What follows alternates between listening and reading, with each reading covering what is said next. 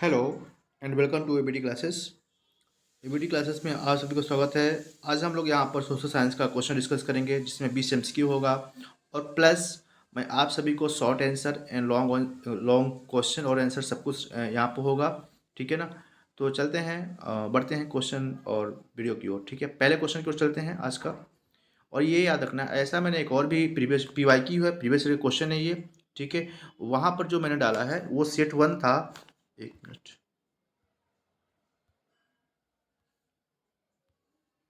वो set one था। और जो ये ये क्यूपी कोड है, ये वहाँ पे 32, ठीक है, 1/1 होगा। ठीक है, तो वो अलग पेपर है और ये अलग पेपर है। ठीक है, दोनों अलग पेपर है। ठीक है, तो क्योंकि ज़्यादा सैम्पल पर तो वैसे बहुत सारे हैं मार्केट्स में, ठीक है ना, लेकिन जो प्रीवियस क्वेश्चन होता है उससे रिलेटेड क्वेश्चन आने की ज़्यादा संभावना होती है। ठीक है, तो बढ़ते हैं क्वेश्चन की ओर, देखते हैं कैसा क्वेश्चन आया है इस पेपर में।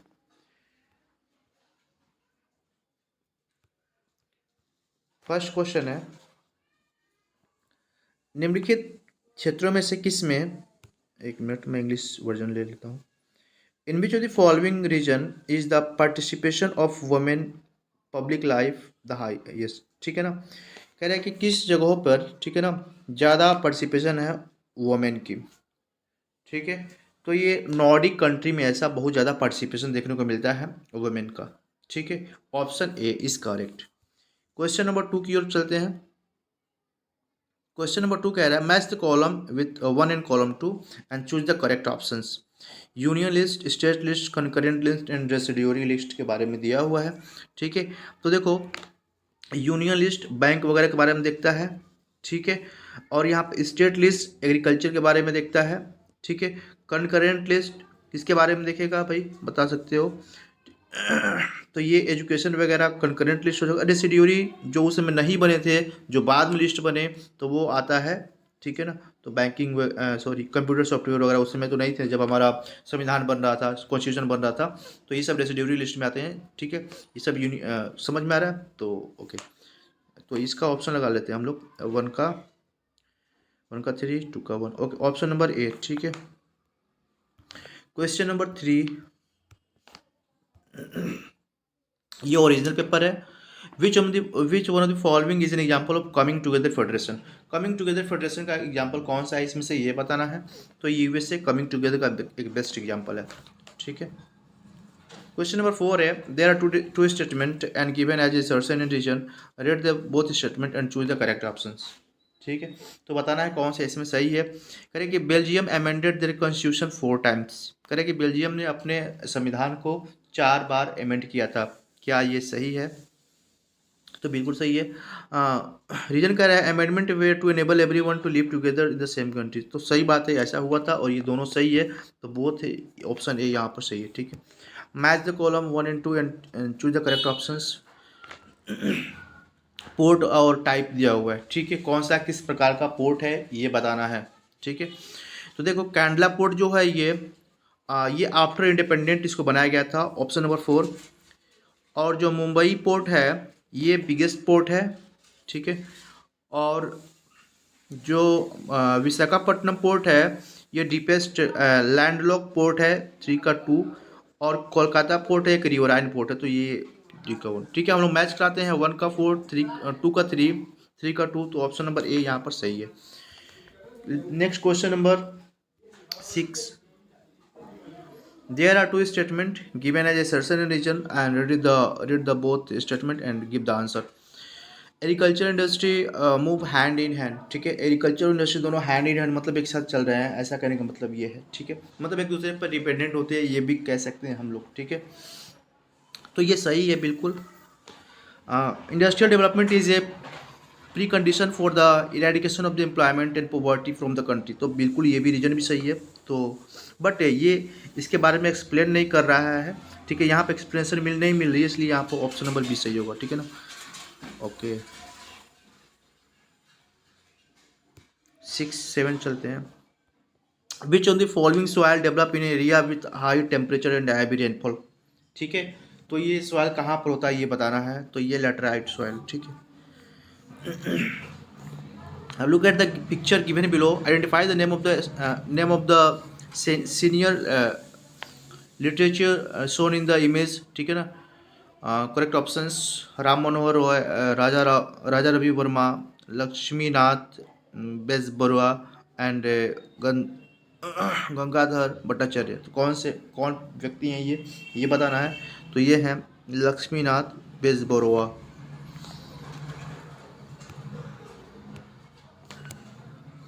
Question number 9, in which of the following country was the mass production an important feature of the 1920।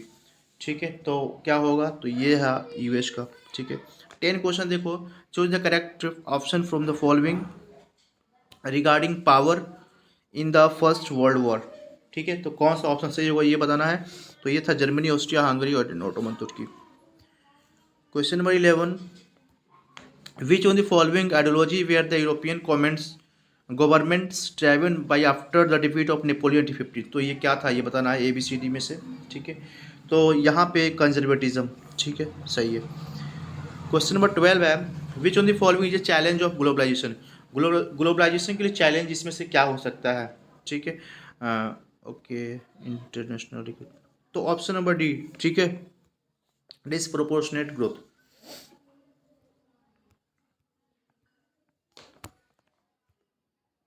Okay,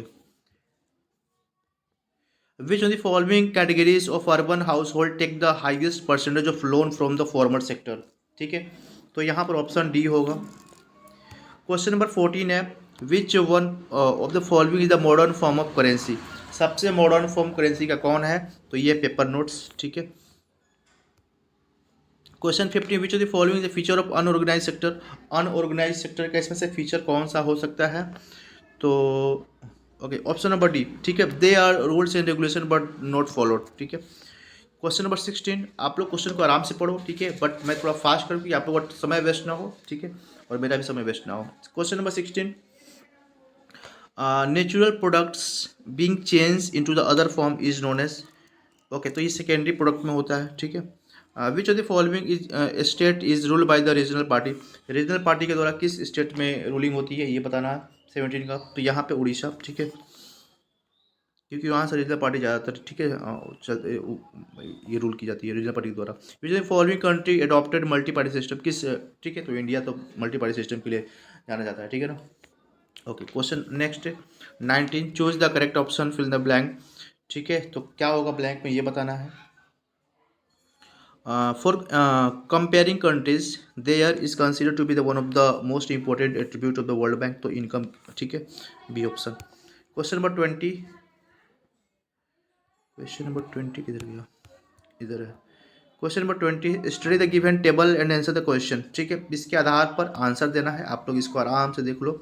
GNI दिया हुआ है, ग्रोस नेशनल इनकम दिया हुआ है, लाइफ एक्सपेक्टेंसी है, means year of scoring people है, HDI है। ठीक है, which the following country has the highest level of human development index. किस कंट्री में सबसे ज़्यादा यहाँ पर HDI देखने को मिल रहा है। HDI कहाँ पर है देख सकते हो आप लोग। तो कहाँ पर सबसे ज़्यादा है भाई। ठीक है, श्रीलंका का 73 है, इंडिया का 130 है, म्यांमार का 148 है, पाकिस्तान का 154 है। ठीक है, तो कहाँ का ज़्यादा है आप लोग आंसर को देख करके आराम से बता सकते हो।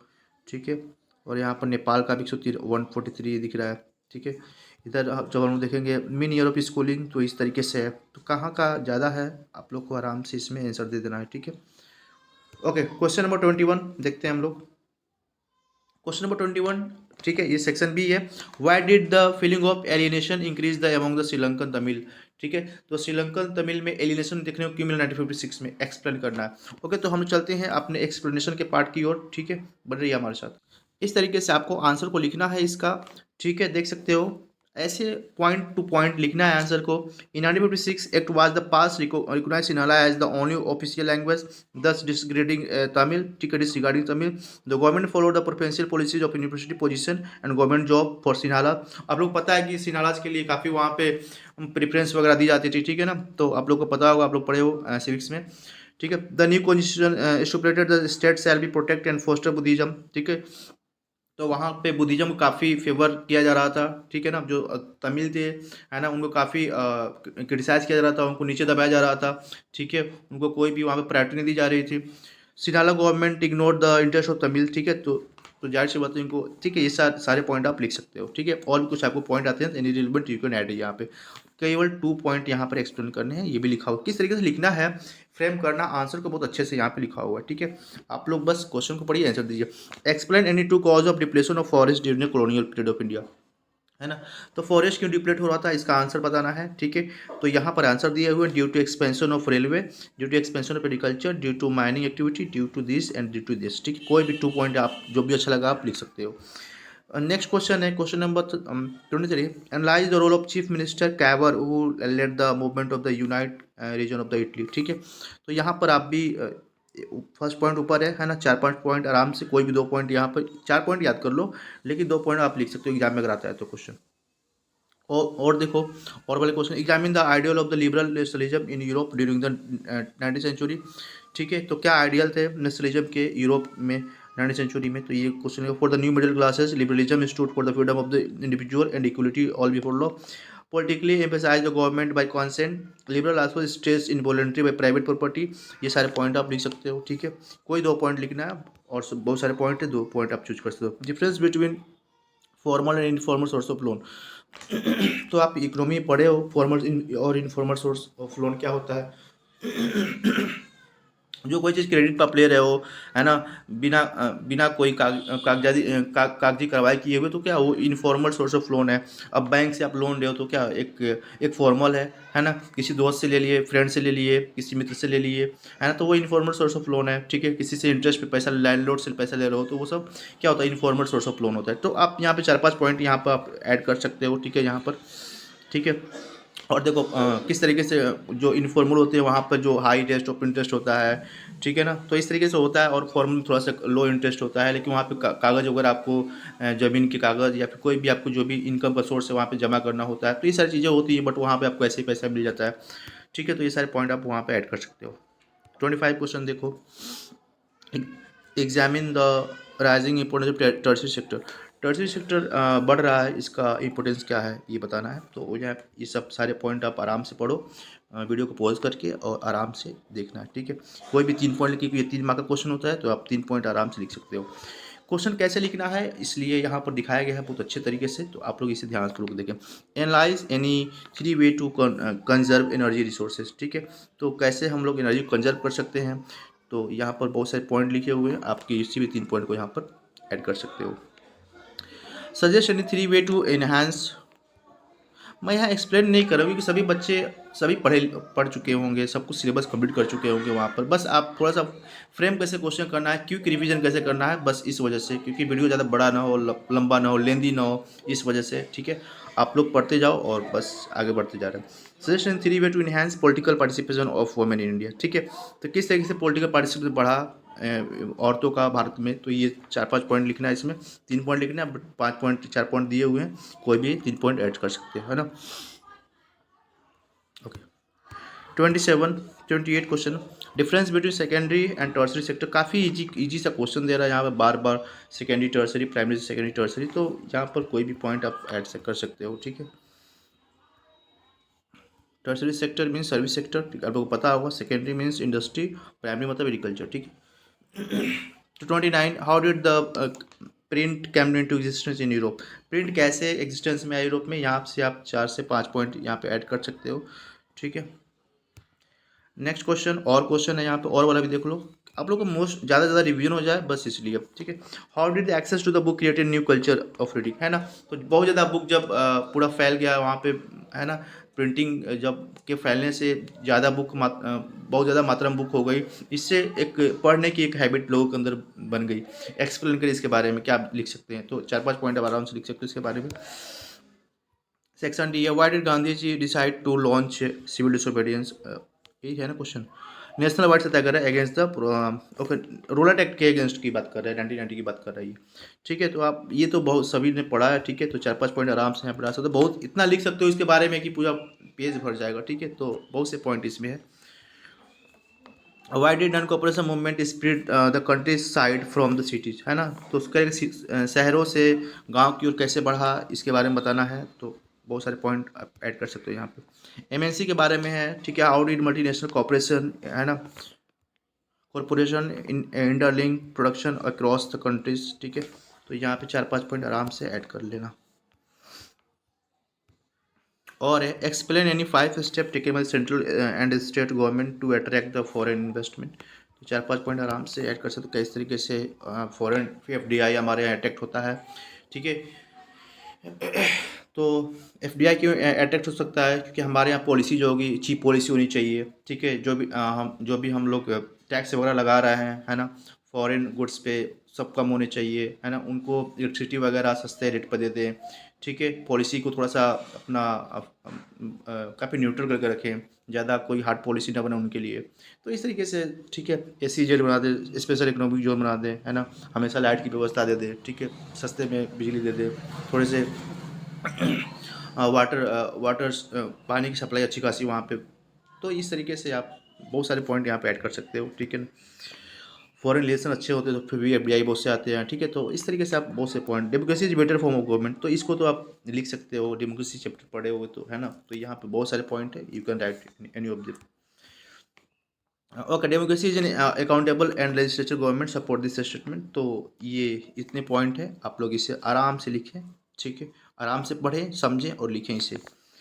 ठीक है, explain any feature of primitive subsistence commercial farming, तो सब लोग पढ़े हैं इसको, है ना, कमर्शियल फार्मिंग के बारे में। तो बस कमर्शियल फार्मिंग यहाँ पे एक्सप्लेन किया हुआ है। ठीक है, एनी रिलेवेंट पॉइंट आप लिख सकते हो। Explain any feature of intensive subsistence, फिर से प्लांटेशन फार्मिंग की बात कर रहा है।